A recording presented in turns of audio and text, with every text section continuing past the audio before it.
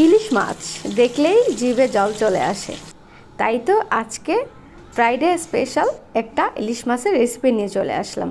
তো প্রথমে ইলিশ মাছগুলো খুব ভালো করে ধুয়ে বলে নিয়ে নিয়েছি। এখন আমি দিয়ে দিব লবণ আর হলুদ। এগুলো দিয়ে আমি খুব ভালো করে মাছগুলো মেখে নেব। আমার মাখা হয়ে গিয়েছে, এখন আমি মাছগুলো ভাজবো। তো আমি তাওয়াতে আস্তে আস্তে গরম তেলে মাছগুলো দিয়ে দিলাম। দিয়ে এখন আমার কিন্তু এক পিঠ হওয়া শেষ, এখন আমি আরেক পিঠ ভেজে নেব। দেখতেই কিন্তু খুব লোভনীয় লাগছে, তাই না? খেতে তো ভীষণ মজা। তো এই তো আমার ভাজা কিন্তু কমপ্লিট, এখন আমি মাছগুলো তুলে নেব। আমার মাছগুলো তোলা কমপ্লিট, এখন আমি চলে যাব মেন রেসিপিতে।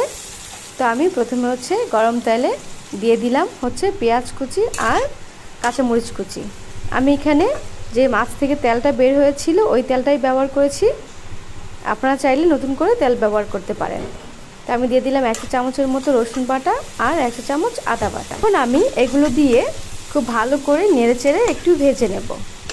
তো এই তো আমার ভাজা কিন্তু কমপ্লিট, এখন আমি দিয়ে দিব মশলাগুলো। তো আমি প্রথমে দিয়ে দিলাম 1 চামচের মতো জিরা গুঁড়ো, 1 চামচ মরিচ গুঁড়ো, 1 চামচ হলুদ গুঁড়ো আর 1 চামচের মতো ধনিয়া গুঁড়ো। এগুলো দিয়ে আমি এখন ভালো করে একটু নেড়েচেড়ে নেব। আমি নেড়েচেড়ে একটু কষিয়ে নেব যতক্ষণ পর্যন্ত না এটার গায়ে থেকে তেল উঠে আসে। তাই তো আমার কিন্তু কষানোটা হয়ে গিয়েছে, এখন আমি সবজিটা দিয়ে দেব। তো আমি কিন্তু আজকে লাউ দিয়ে ইলিশ মাছ করতেছি, তাই আমি লাউগুলো দিয়ে দিলাম।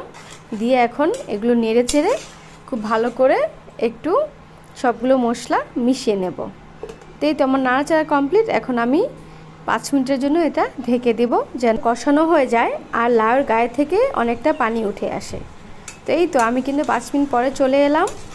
এসে আমি আরেকবার খুব ভালো করে লাউগুলো নেড়েচেড়ে দেব। নেড়েচেড়ে দিয়ে আমি আরও 2-3 মিনিটের জন্য রেখে দেব। অনেকটা কিন্তু পানি উঠে এসেছে, এই মুহূর্তে আমি আরও পানি দিয়ে দিব। তো আমি প্রায় বড় মগের 1 মগ পানি ব্যবহার করেছি, আপনারা চাইলে একটু কম বেশ করে রাখতে পারেন। আমি একটু ঝোল বেশি দেব তাই একটু বেশি পানি দিয়েছি। আমি ঢেকে দেওয়ার 10 মিনিট পরে চলে এলাম।